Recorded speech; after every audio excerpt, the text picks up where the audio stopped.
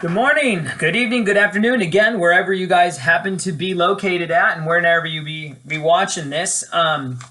Today we're going to jump into a very unique period of U.S. history. It's a time period that I'm really fascinated with, and it's a time period that in many ways set the trajectory of American politics and political history on a course to what it would ultimately become.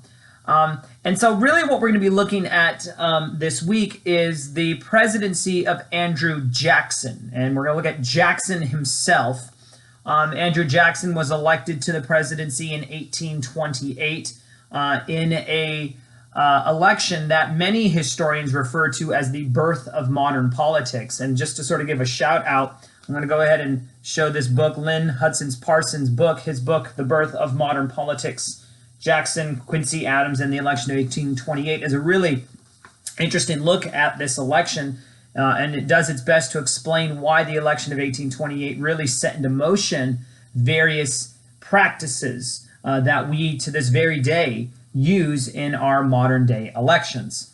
But the election of Andrew Jackson to the presidency was reflecting much broader changes in American society than just changes in the political arena.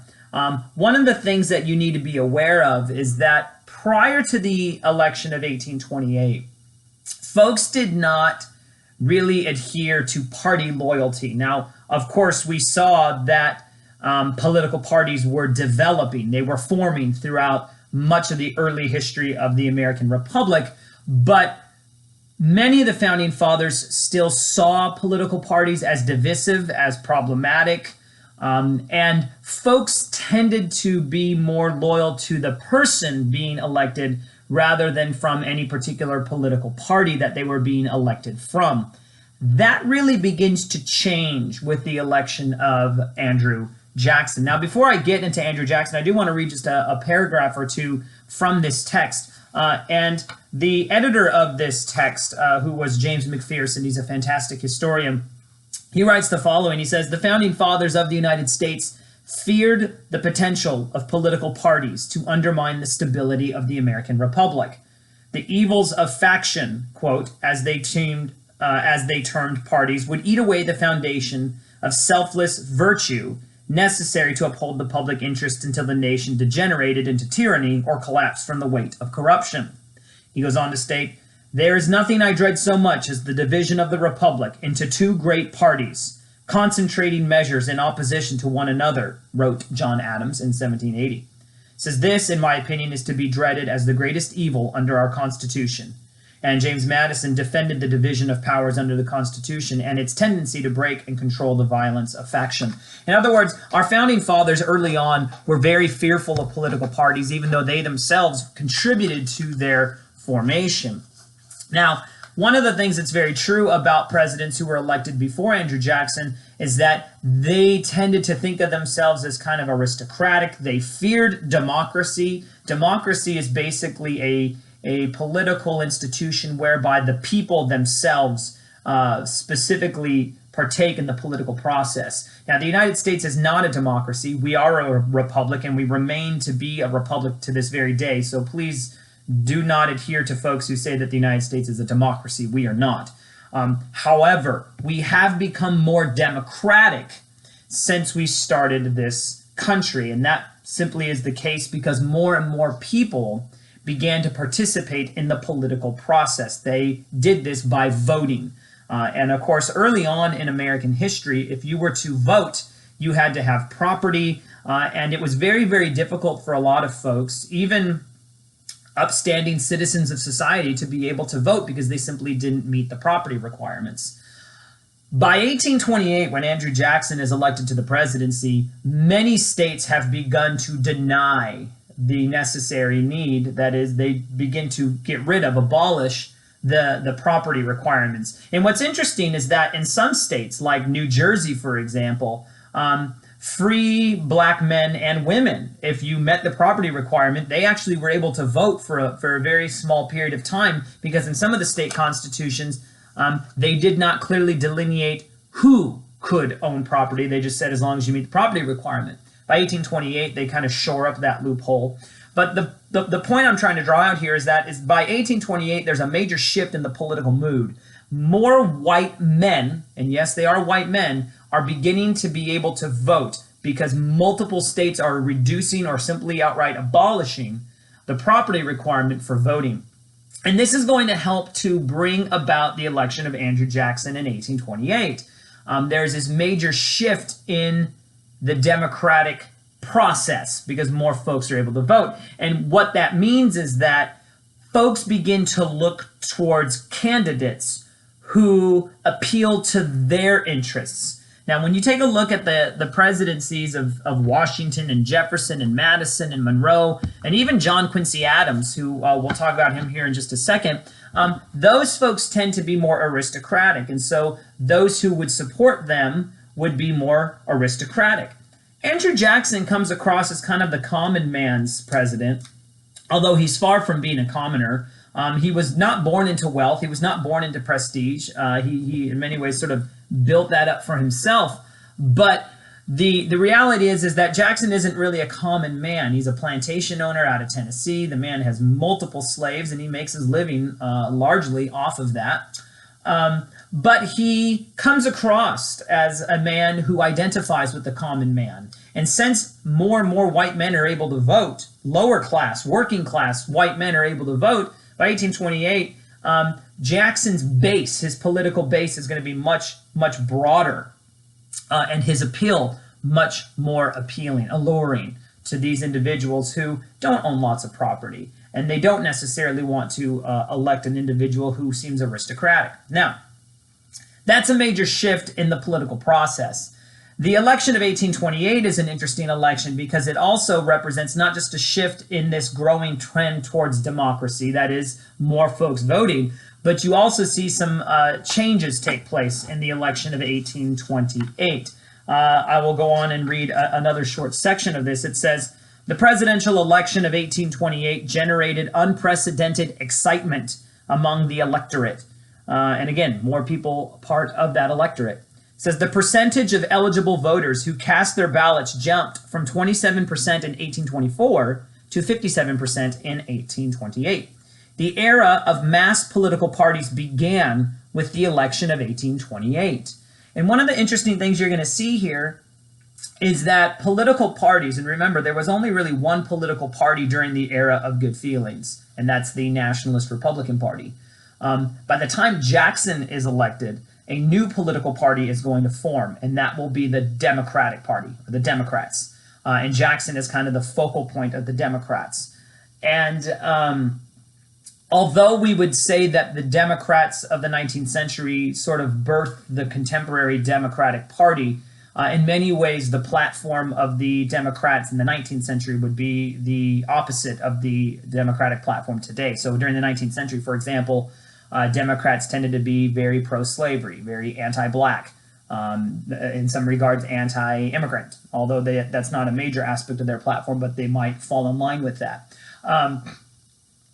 But the formation of these political parties in part generates out of these new trends that develop in the election of 1828. It goes on to state that many features of modern presidential campaigns first appeared in 1828. Some of the stuff we do today emerged then. For example, large organized rallies, coordinated media efforts, fundraising, opposition research, negative advertisements, opinion polling, slogans and buttons and other campaign paraphernalia, and the creation of a cult personality to promote Jackson's candidacy.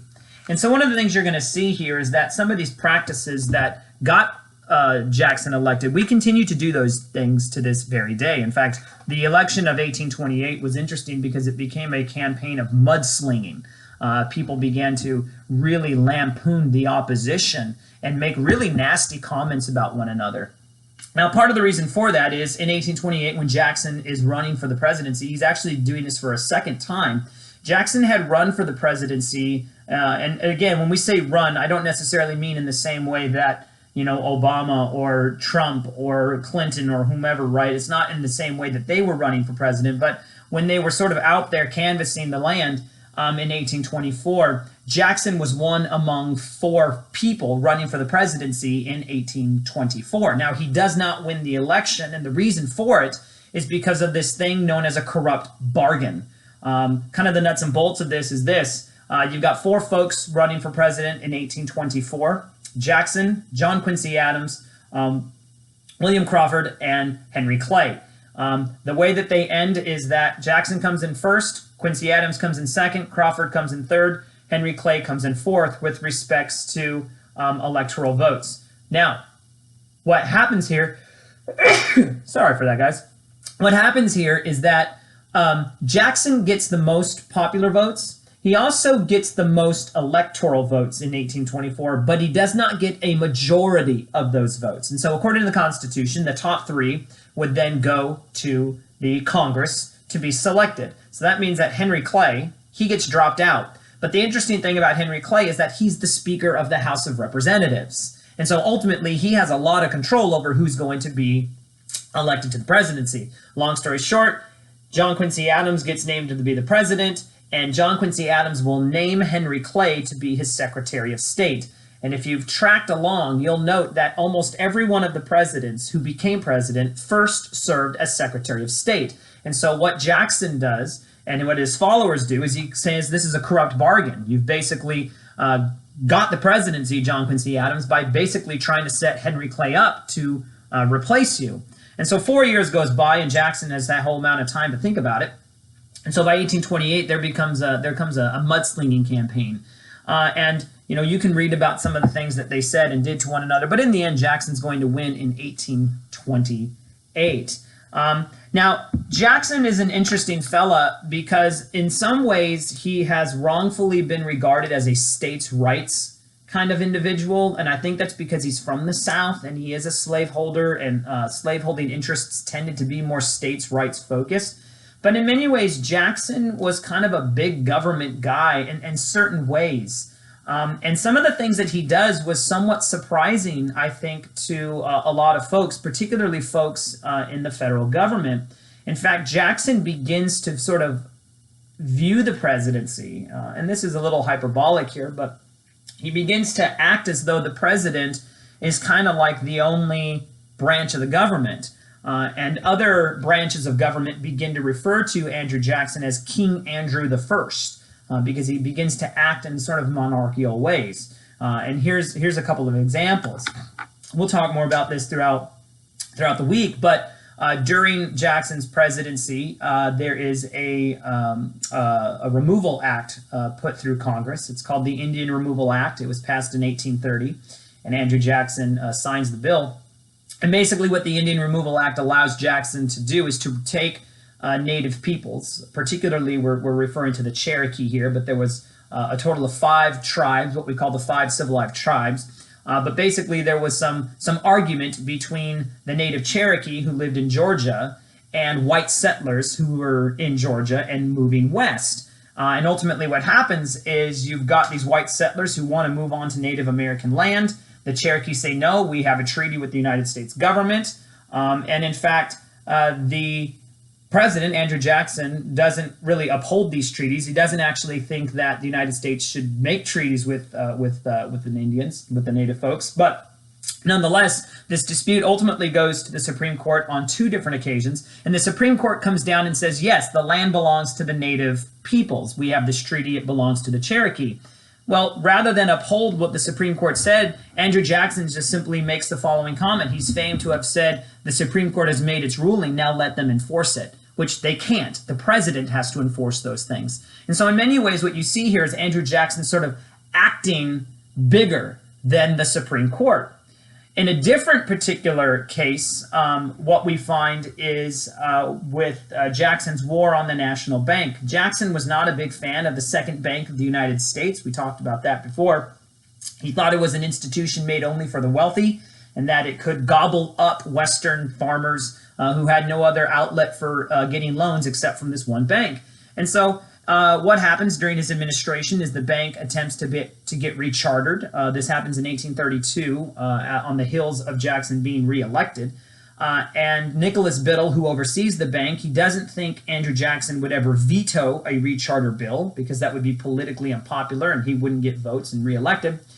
Long story short, bank gets rechartered by Congress. It gets to Jackson's desk and boom, he vetoes it.